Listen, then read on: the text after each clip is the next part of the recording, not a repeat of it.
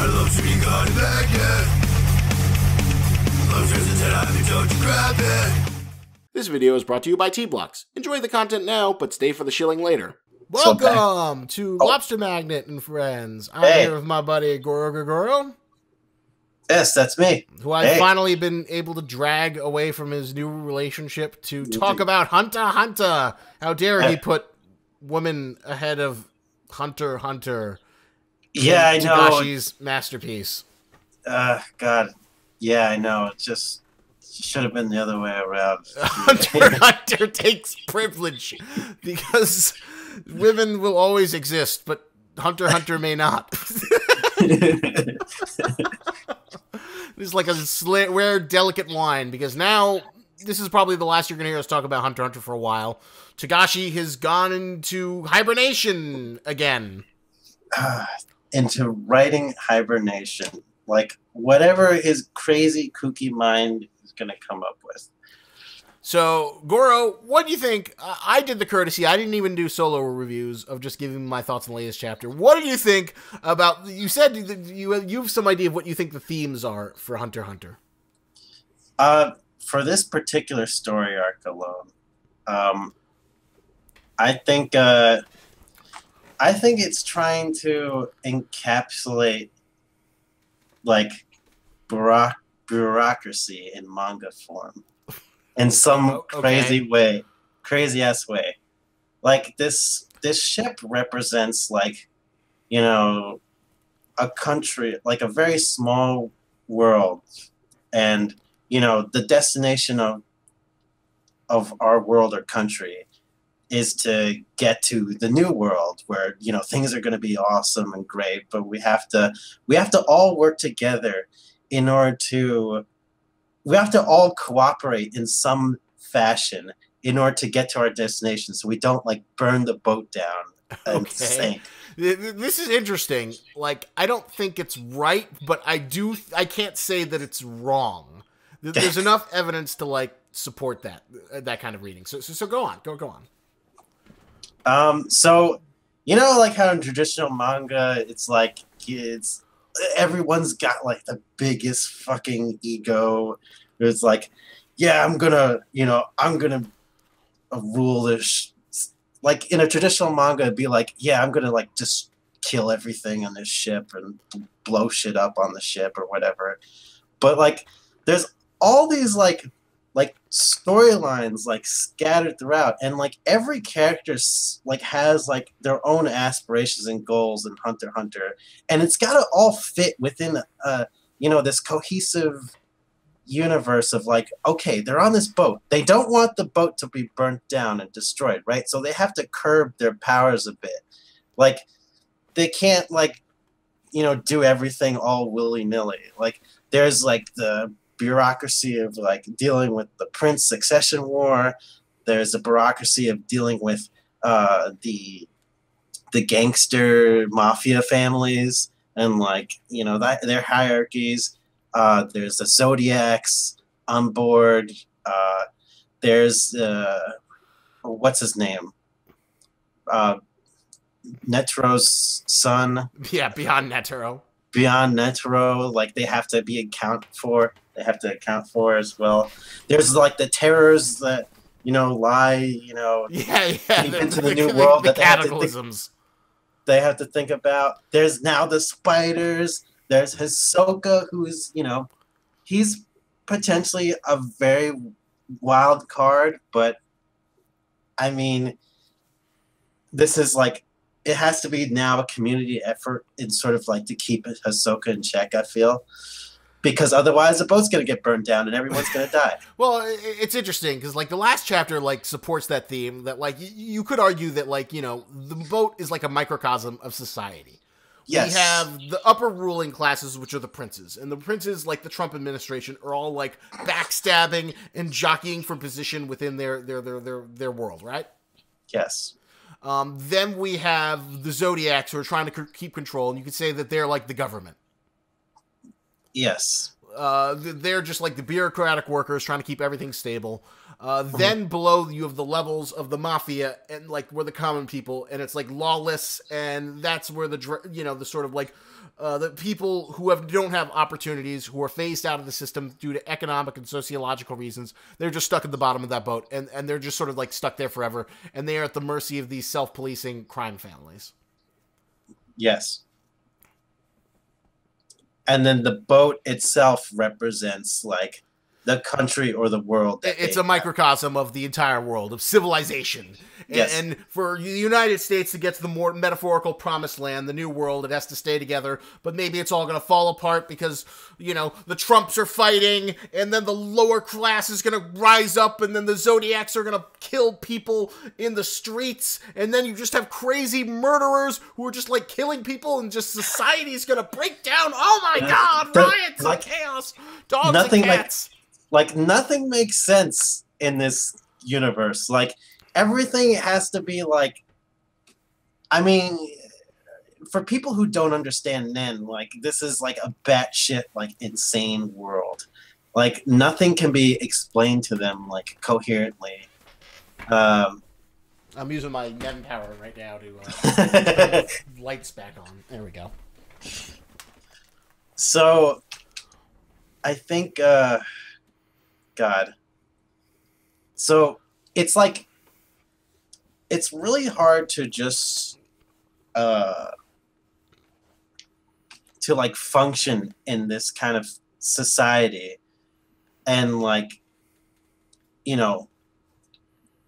it's really hard for this society inside this boat to function and succeed in this mission because of all the batshit crazy things that are happening in this boat. So they have to like make a really big effort to cooperate and be honest with each other.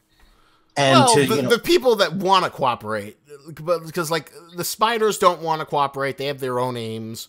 The mafia wants to keep order, and at some level they do. They have their own ambitions, true, of hunting down Hisoka, but also their aim is to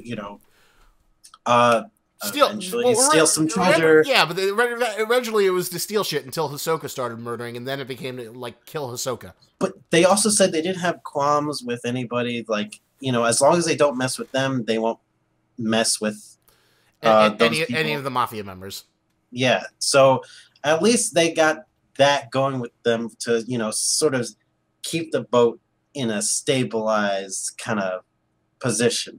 Like right now, the boat is like it's on shaky grounds right now with like everybody's like devious plots of like gaining power or killing a bunch of random people to gain power. Yeah. So, here's the thing I was like dying to talk about you, and that's the thing that amazes me about this arc is though, like, despite how many like balls Tagashi's like flying in the air, this is like watching like a circus performer, and he's got like 10 balls, and now he's like putting another 10 balls. Then he's throwing in knives that are on fire along with those 10 balls. And I just kind of like want to make like I'm really tempted to like at some point or another, maybe after My Hero Month is done and some other stuff is done, that I want to do a video where like I talk about like arcception. How this is an arc with arcs within arcs, and just like how Inception, how there was like that triple dream reality, that you could potentially have like 3 or 4 levels of arcs within this one arc.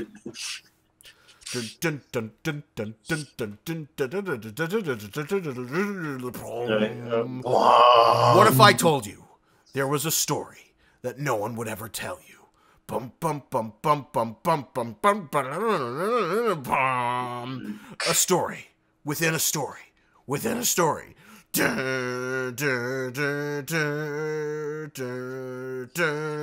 Inception trailer music. I feel like you almost have to edit this video to put in the music. And I'm almost tempted to, but we'll see if I give that much love to this. But yeah, that is how ridiculously complicated. Like, we don't need it, but now we have this whole system where we learn that like the mafia is basically run by these people who are second rakers, which are like fakers, basically people who don't have a right to the thrones. These are like the illegitimate children of the Hungoi whatever family. And I thought that was interesting because And they all have that like signature scar on their face. Because as a way to introduce these, characters in a somewhat like believable way, like they still have some power, but it's like, not it's not accepted, not societally accepted. Yeah, and like one of the guys is like the king's brother. Another guy is like one of his sons, I think, and then the girl who's like the main threat is like illegitimate daughter. Right. And she's basically just like the Joker. Like she just wants to see it all burn down. And I'm surprised like that is actually like a stable crime family with just her being like so sociopathic. I love that image where they just show her like, I just want to see the world burn. So go do whatever you want, spread chaos. How is that balance like between the three families? There's like the two reasonable families that just want to do whatever, and then there's a third one who's just like, I'm just gonna be the Joker and I'm gonna burn everything to the ground. So what did you think of like, I think Mizatone, I don't know if I'm pronouncing his name right, the cow Zodiac? Oh, Miazastrom. From a design standpoint, he's probably my favorite Zodiac. Yeah. I'd agree with that. He's like that perfect mix between like dumb and stupid, but also kind of badass. Yeah. He strikes that perfect balance that I just love him. What about the monkey one? Monkey one's kind of... He doesn't do it for me at all. Most of the Zodiac, I love their purpose in the story, but none of the character designs like really do it for me. I think they're all like too extreme or like goofy. Yeah, I guess they are kind of. I like the idea of the Zodiacs, and I think that they have like all this great potential. That they're like these super badass Nen users who are assumingly like the top hunters. Mm-hmm. But like, if you just showed me like which character design you like, do you think this is a cool guy? I'd say no. They all look stupid. Why do they look like animal people? Yeah. Except for that guy. Except for Mizatone. Yeah, or however you pronounce his name. Cowman, cow investigator man. Yeah, I love it how he has this whole system that he's like, basically trying to tell the people, convince the military generals that they're in a ticking time clock, and he kind of lies to them to sort of imply that like, we've delayed the fuse, but we still have to deal with this. And then of course we know the story that there's like this insane guy who just killed 21 people so he could like, get his ability as quickly as possible. And now he's like peering around because he's got this space-time ability. Yeah. So I think that's that's an interesting factor to throw in, like to be able to cooperate with people who don't understand Nen, who don't have any concept of Nen with this boat is going to be very, very, very tricky. I feel like there could be a lot of conflict with that. And that here's the thing with this story arc. This is why I think it might also be somewhat of a negative in this story arc. Like most of the characters like have to like be have to cooperate so much, have to be able to talk to each other like honestly in order for the story to really progress in this kind of you're not articulating this very well, but I think I understand the point you're getting at. Yeah, it's like because the environment is so what you're saying is that like basically that because there's so much like convolution, you don't want to see story points wasted on like convincing characters about Nen, like with the Verge guy. Like we wasted a lot of pages times like trying to convince him about that Nen exists, and like, or like if one character is lying or not, like we need to see like progression in the story somewhat. But Greg, Goro, I thought you loved the fact that like Hunter x Hunter is so complicated and has all these things. And I do, and it just keeps on adding things, even though most other people would say you should probably scale back. I do love it. It's just like now I feel like the uniqueness of like some of the characters is gonna be like somewhat dimmed down because they have to fit inside this like bureaucratic system environment so much. Well, yeah, to me, there's like 2 points. Like, you know, they're the things we want to see. Like, the things we want to see is we want to see Tesseract. We want to see Krapika get in some sort of conflict with Tesseract. We want to see Hisoka fight the spiders. We want to see Krapika learn about Hisoka's presence. We want to see the Zodiacs do more. These are all like the top tier shit that we want to see more of, right? Yes, but there is the barrier of, you know, the whole succession war, you know, all the bureaucracy. That's what Hunter x Hunter is, though. Hunter x Hunter is all these side tangents, and how many side tangents Togashi wants to get on. Like that is the reason why, what gets him up in the morning to keep on doing this manga, aside from like money, is the fact that like, you know, Hunter x Hunter isn't a shonen manga, and if I ever do this video, that's what I want to discuss about, in the sense that like, some people argue that it's a deconstruction of shonen tropes, and I think they're all 100% wrong. I think that's wrong. I think Hunter x Hunter is a completely, you know, on a surface level, a very basic bitch shonen story, but what makes it interesting is, you know, Togashi uses this vessel of shonen storytelling to talk about whatever the fuck interests him. So, you know, I guess he must have read a book or something about, like, the Saudi princes and how, like, succession works in Saudi Arabia and all the politics there, and then he decided, oh, I'm gonna make an entire motherfucking manga arc about it. Yeah. But, it sounds like you're getting frustrated. Also a commentary. It's also a commentary, I think, on like society itself. Well, not all of Hunter x Hunter. You could argue no, this arc. just particular arc, because of, you know, the bureaucracy that, you know, even with these like strong-willed, like, you know, huge ego characters, like they can't just like blow shit up like randomly whenever the fuck they want on the ship, because, you know, there's so many like factors to consider, like, you know, what about, you know, such and such Nen users, the Zodiacs, the Beyond Netro situation, the Cicadas, the Succession Wars, the Princes, you know, the fact that we might burn the ship down and, like, you know, we never get to the New World ever. You know, we all want to get to New York. Why are we on the ship to begin with? We want to get to the New World. Everyone wants to get to the New World safely. Well, it's interesting. There seems to be, like, 2 camps of, like, people on the ship. There's the people for order, which are, like, Krapika, the bodyguards, the hunters, the Zodiacs, and then there's chaos, which is Hisoka, you know, this new freaking crime lord woman, crescent moon-shaped guy, the 21 people working under the crime lord woman, and they are the forces of chaos. So quite literally, we are seeing this storyline, and I guess the spiders are kind of neutral. You could argue that they're a force of chaos, but they're working within order just because they're smart enough to understand that, like, you know, it's not, even though they could probably kill almost everyone on the ship if they wanted to, it's easier for them in general to keep a low profile and not make as little trouble as possible. Yeah, because, like, why would they get on the ship in the first place if not to go to the New World? Like, their main objective should be the New World. Well, I think they just want to steal shit and get off. I think that's what they really want. Really? Like, that's what they came on the ship for, to steal shit.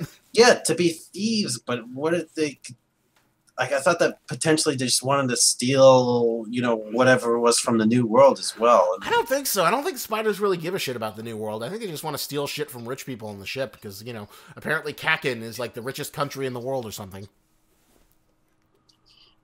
Yeah, I mean... Yeah, that's a possibility. That's, you know, as that brilliant video from Alexander that we love so much says, you know, the spider's purpose is like an expression of what Frollo, Lucifer, wants to express himself in the world, and the way he expresses himself is by stealing shit.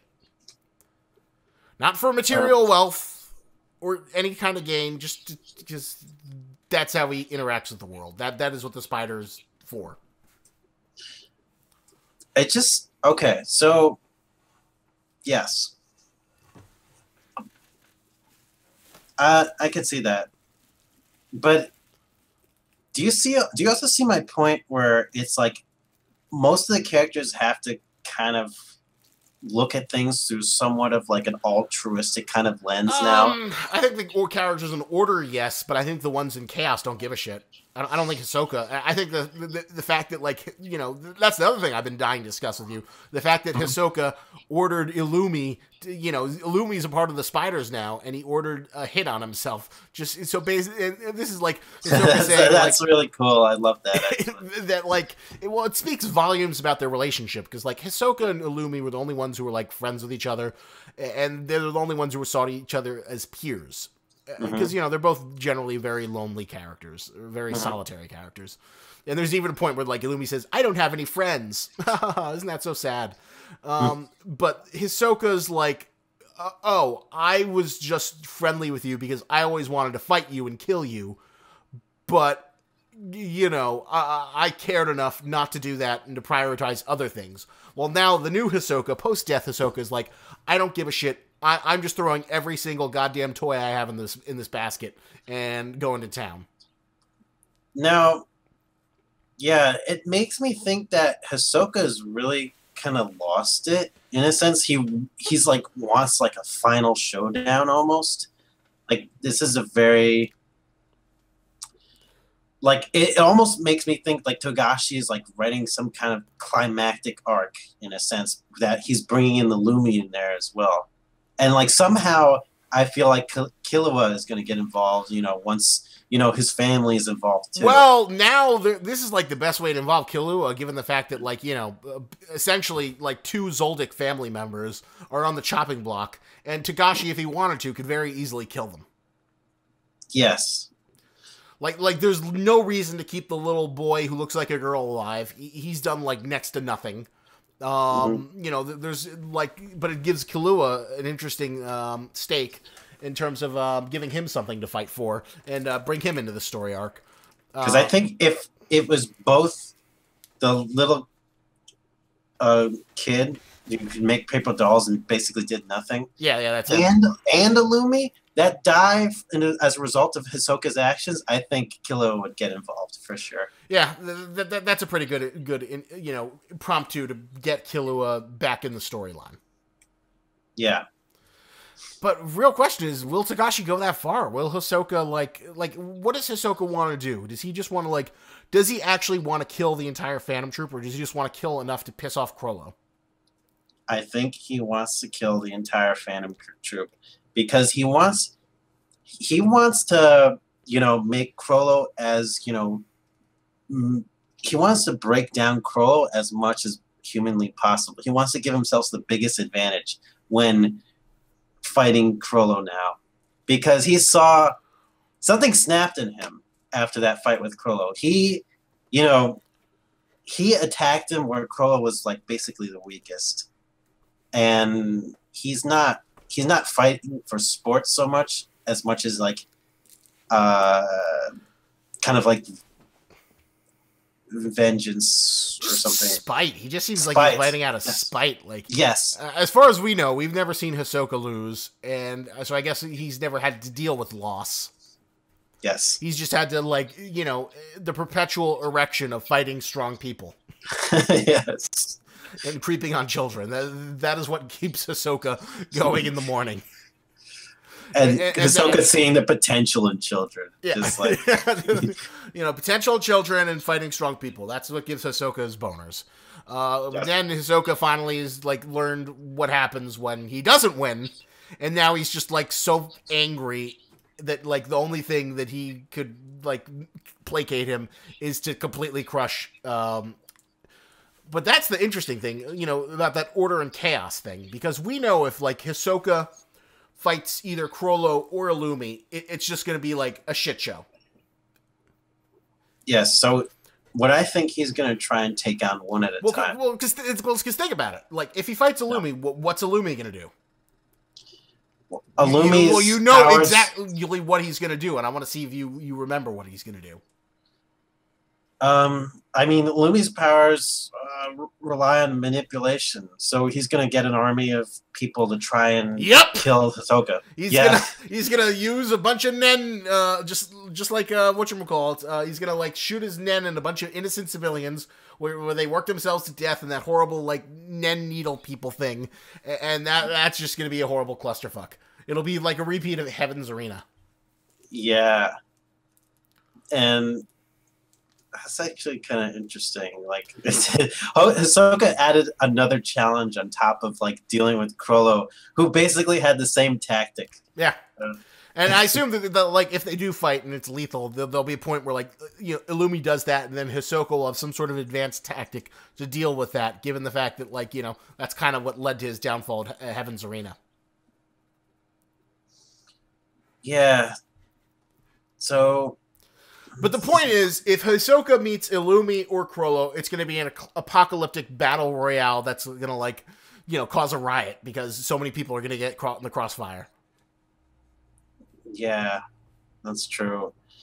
And now I'm really curious where the hell Pariston and Jing are now.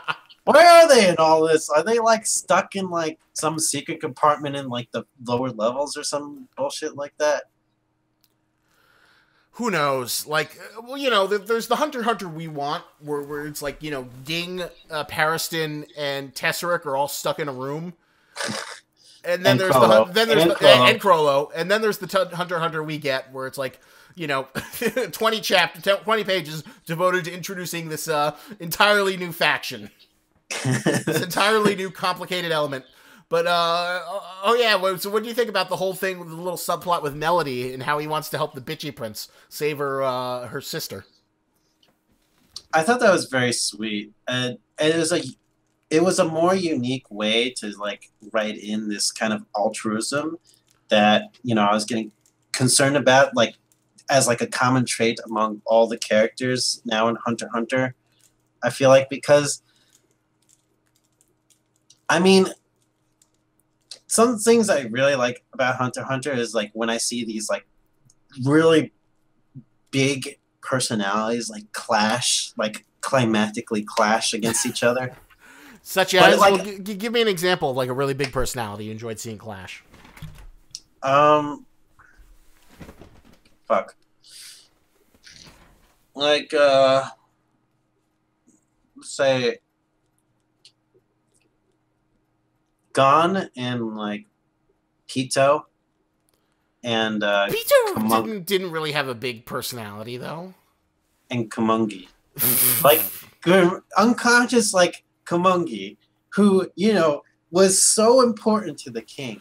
Like Pito like broke her own arm, just to say just to prove to Gon like she was not going to I don't know if that's the he best. Was not going to attack Gon or do anything hostile. Like he wasn't like he was trying to heal Komungi, and Gon's like anger had nowhere to go, and Gon was so frustrated. He was like, "Okay, once you're done healing this person, you're gonna walk out of here, and we're gonna fucking fight." And Gon, in a sense, became kind of villainous. I'm really curious to see what Zabul has finally taken the plunge. He's like 120 chapters into Hunter x Hunter. I'm really he's really enjoying the series, but he hates Gon. I'm curious to hear what you'll think of the Chimera Ant arc, if you'll like those moments. I think the Chimera Ant arc really did some interesting things with Gon's character, and I want to see more moments like that where characters aren't so much like super caught up in like the bureaucracy, and like I'm sure Togashi, as much time as he spent with this like plot thread of like they're gonna get to the new world, like it would really kind of probably suck for him if this ship suddenly blew up and they couldn't save the world. Like, I don't think that's gonna happen. But what did you think of the reveal that Theta's still alive, but she just got like nicked on the cheek by Tesseract's horse fucking thing? Yeah, I'm glad that Theta's not dead. Yeah, she's it's nice, but in one way I'm kind of disappointed. I thought it would have been a great way to show off like what Tesseract's Den Beast can do. So I'm a little disappointed in that regard. I think that Theta acts as a really nice balance for the prince, in terms of like the way those interactions go between the two of them. Because like the prince needs to develop his Nen skill, right? In order to become like, this really terrible threat to Karapika. Like, so in a sense, like if Tesseract kills the Theta, he has no other means to like develop his Nen skills really. Like it doesn't seem like he has any other choice really, but to, Well, he has another bodyguard, the person that Theta was talking about. He's like a Nen user. He could probably teach him if he wanted to. Could he? I mean, maybe, but that was. I feel like as much as there's some things like Togashi can't really like avoid. I think in this kind of story, there's like so many threads and stuff. It's like it's hard to keep track of. We gotta like stick with some things, like something solid. I wish Togashi would like give us the shit that we want to see, but like at the same time, I've just kind of like come to learn to like roll with the punches and like see what random crap that he's gonna like chooses to give us instead. Yeah, I guess I think the crap that he is giving us. Sorry, crap is a bad word, but the stuff, the beauty that he is giving us is still restricted by this world of, the bureaucracy. Like I said, it's all within this bureaucratic restriction, and like just imagine like traveling in a whole ship full of dangerous Nen users. Like, what the hell do? You have to. It's a whole information war now. Like, you have to get as much information as possible about your opponents and enemies, and like how to properly deal with them, how to not cause like the ship, the fragile paper ship that you're sailing on to like burn up in a crisp, and to safely get to your destination and deal with your enemies at the same time. Like, this is really hard. This is like a giant powder keg. This paper mache boat is filled with dynamite. And it's a thunderstorm right now. It's just like any stray lightning strike is going to like destroy the whole ship.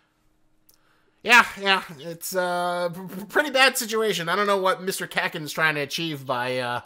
I hope someone like goes up to him and asks him, "Why did you decide to do this succession war on the ship when it's like the worst possible situation?" But he'll probably give like a Donald Trumpian answer, like only the true ruler of Kakin is worthy of managing this chaos. I guess. I don't. But did you like that description about like the impenetrable sword and the spear and the impenetrable shield? I have to look at that metaphor again.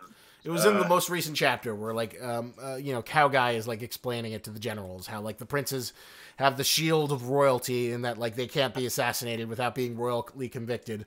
And they also have the spear that they can like basically kill almost anyone they want. Succession, immunity, and royal privilege. Yeah, it's kind of like a real quandary there, and so it's like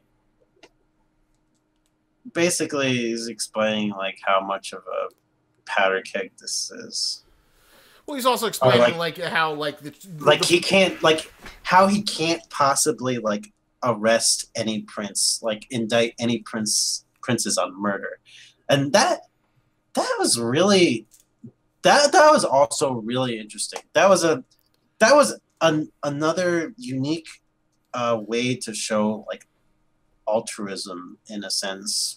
Well, how is that altruistic? The fact that the princes can like basically murder people carte blanche. Not from the princes, but like from Miazstrom, the guy who's like all about criminal justice. He realizes at this point in this juncture of this boat trip, like he can't like forcibly indict any princes like by force.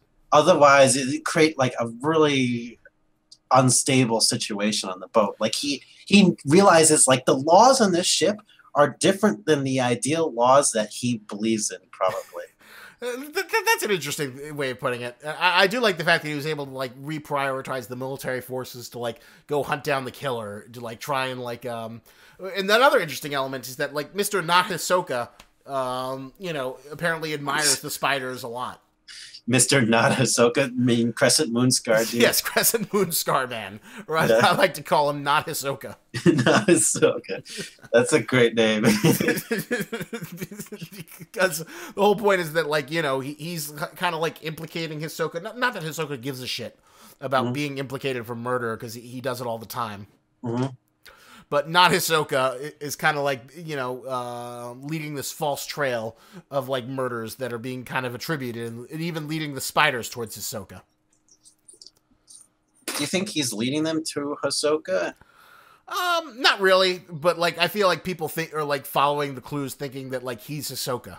I thought Crescent-shaped Moon Scar Man, sorry, not Hisoka, was trying to join the spiders. Because he admired them. No, he admires the spiders and he's like killing it, but he's like kind of, he doesn't know it, but he's leading, because he doesn't know about Hisoka, he doesn't know about what's going on, but he's like providing this false narrative in terms of like what Hisoka's doing, that Hisoka's like murdering these 20 people. Oh, you think he's, in a sense, he's framing himself as Hisoka? Kind of almost inadvertently, he's like framing himself as Hisoka because he is that Crescent, you know, Moon Scar. I mean, Hisoka doesn't have the scar on his face. It's just like a tattoo, I think.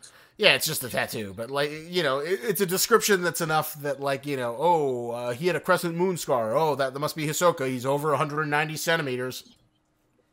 Oh yeah, I guess. Yeah, that's kind of interesting. That's the case. Oh, well, here's a really big question. Which spider do you think Hisoka's going to kill next? Because I can't imagine the Phantom Trooper all going to like Franklin.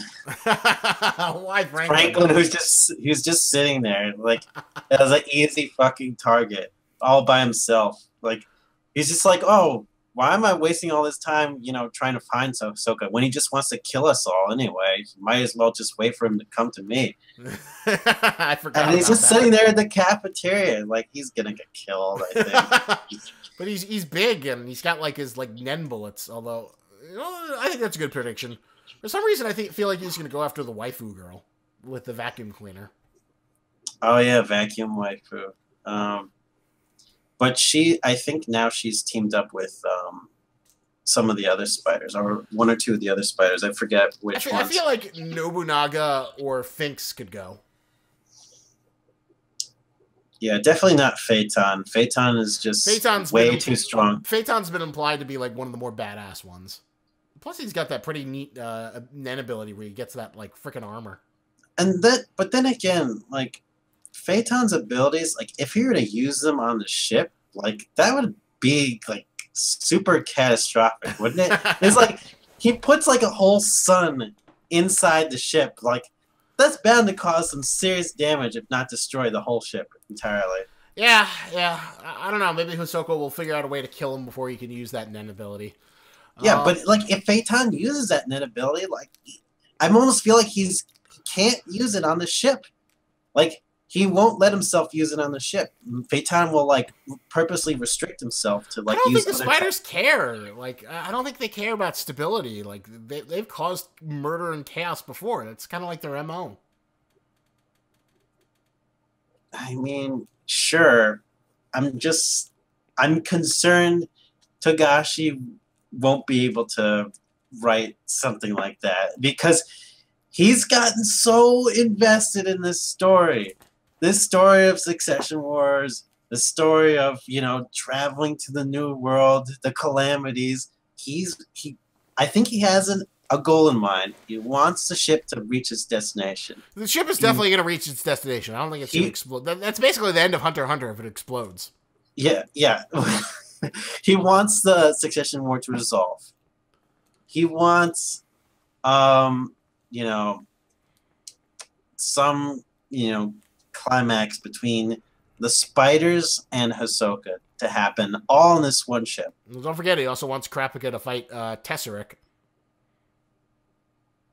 Or does... I think he does. I think that's the whole point of Tesseract getting Nen abilities, and the fact that, Tesseract has the eyes, Kurapika wants the eyes. He's obviously not going to like Tesseract very much.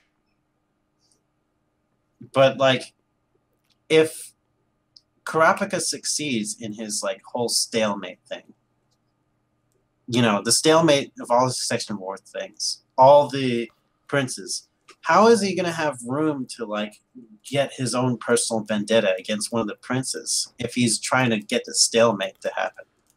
Well, stalemate, I think he's just trying to, like, do the stalemate so there's less violence and it's easier for him to get closer to Tesseract. Yeah, once he tries to kill Tesseract, like, he's going to, like, disrupt the whole... He would disrupt the whole stalemate. I don't know if he'll kill him, but I feel like he'd, like, cripple him and then, take his eyes back. Because Kurapika's not a murderer. That was the whole point of, like, Ubagin, that he doesn't like killing people, generally. But Kurapika can't do that without, like, serious repercussions from the other princes and other... What were the repercussions? Nobody likes freaking Tesseract. And, I mean, I guess, he could, like, somehow get himself, like, put in But he's jail. still in a position of power. Yes, all the bodyguards, there's serious consequences for, harming or killing the princes. Like, what about the bodyguard that choked the young prince to death? Like, if that was Kurapika, the same thing would have happened. Like, he would have been taken to jail. Well, that bodyguard didn't get taken to jail. He was, like, pretty much scot-free until Hanzo, for his own ninja pride, decided to... But Hanzo was in a position to be able to get away with it because he had the clone thing and, no one can implicate him in the murder. He didn't murder anyone. Hanzo just, Hanzo did murder someone. Well, did he murder him? I thought he, like, brought him to justice. Brought him to justice meant killing him, choking him to death. Choking the killer of, Prince Momose. I'm impressed you can remember her name. So, with all the new information that we've learned, do you have a favorite prince yet, or is your favorite prince changed? Well, I'm starting to like the... Was it? Not Fugetsu, but the blonde one. I'm liking her more because she actually seems like she does care about her sister, but she's putting on her front to, like, try and... Her tsundere face. Yeah, to, like, in a way to protect her. And that's kind of an interesting dynamic I didn't see coming. I thought she was just, like, totally insane, kind of, but no, she has an objective when she, acts like that. And that's kind of interesting. She's, like, trying to gain all the attention, all the negative attention. So, in a way, she's trying to, absorb the negative attention for, the sweeter younger sister.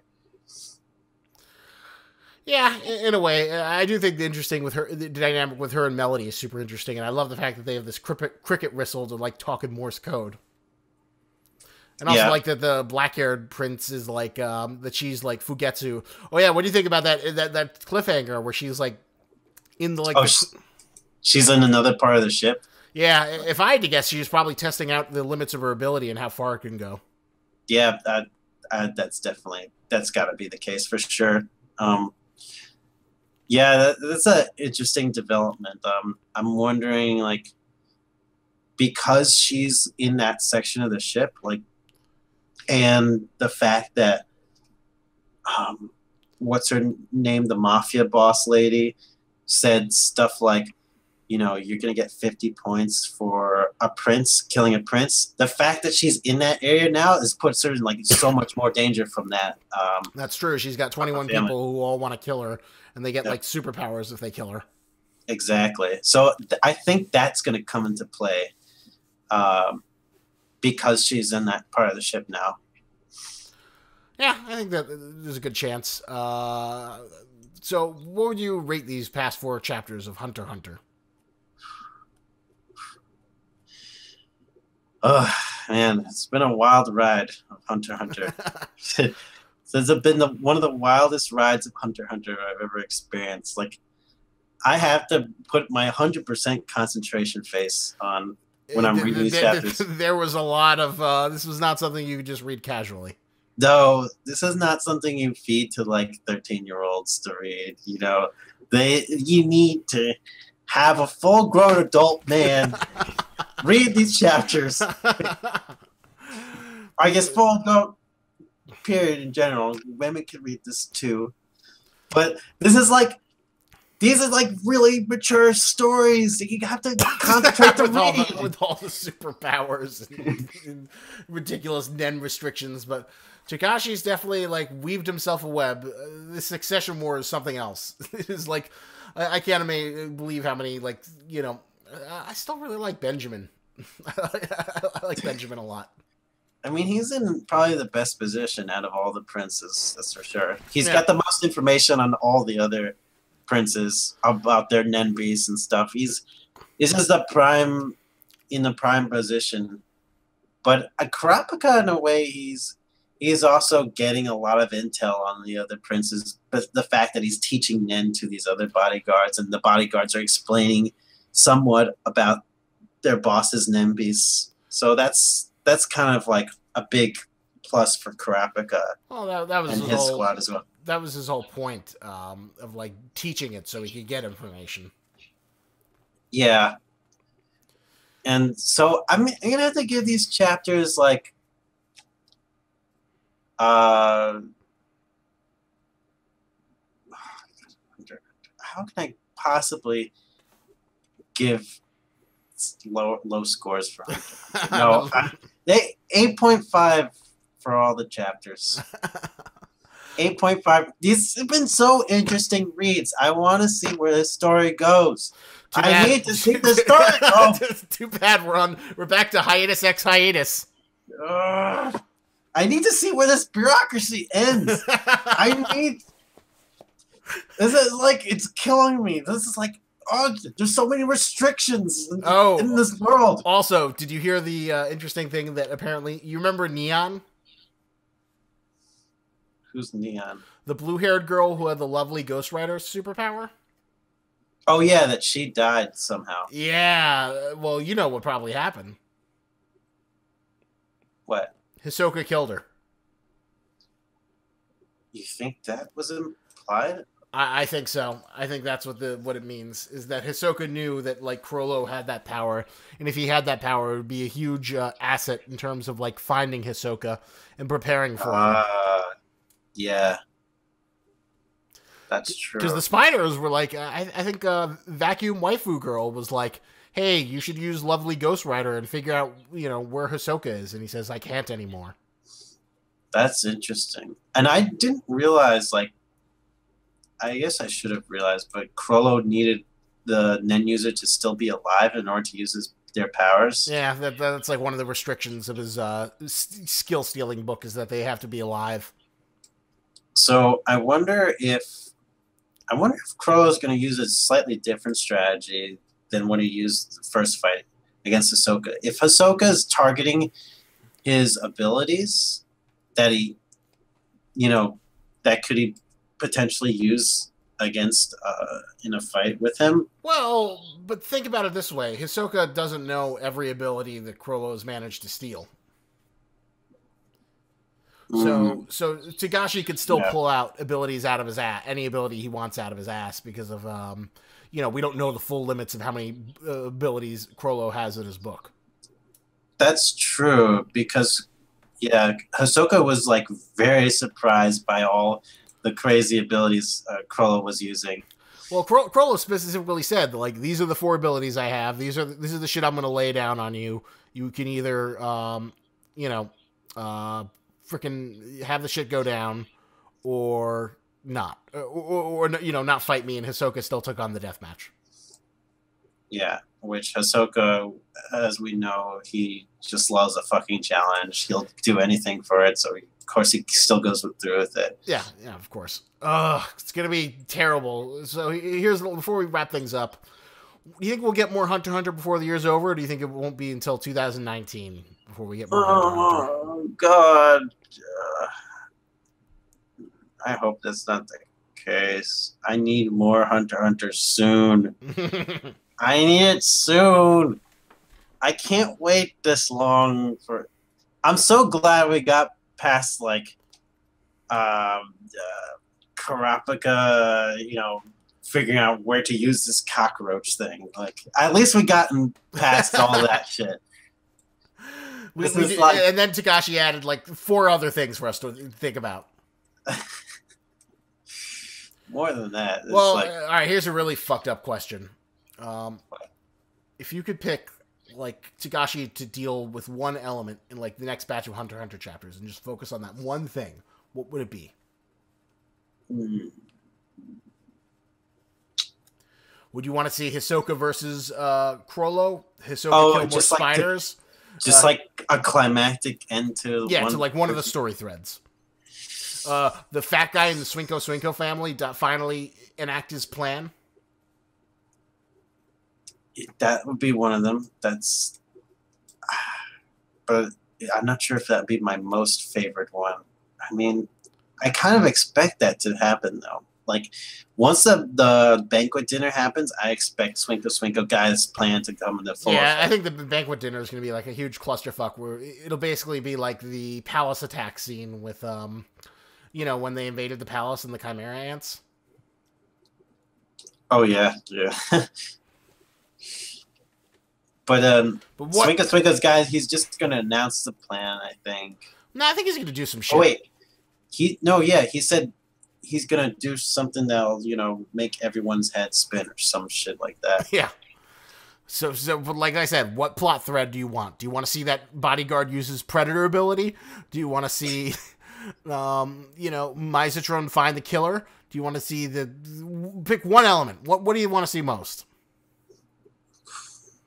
I kind of want to see the predator guy like do his thing, but like fail miserably. I want to see him like utterly fail to analyze like what the prince's ability is, and he'd be like, "Oh shit, I was so wrong. Oh, I'm dying, I'm dead."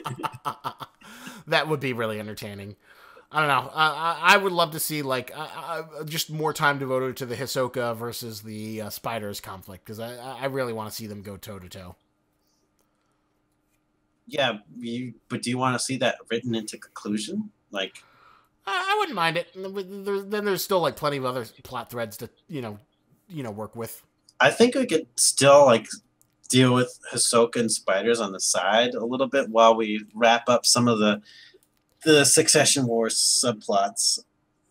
Like, because I think like Swinko guy, Predator, bodyguard, Karapika teaching Nen to all the bodyguards. What the hell is with the Prince Miriam's Nen beast, and why it's transported them into a different dimension or some bullshit like that. Like that thread could be wrapped up, I think. Miriam's Nen beast transporting. But is that really something you're like dying to see? It's just like one particular thing that would be nice to be wrapped up. like they made a huge emphasis on like Prince Miriam's like Nen beast, being getting bigger, kind of like and doing all this shit, getting bigger, getting upset, like teleporting them to a different dimension or something.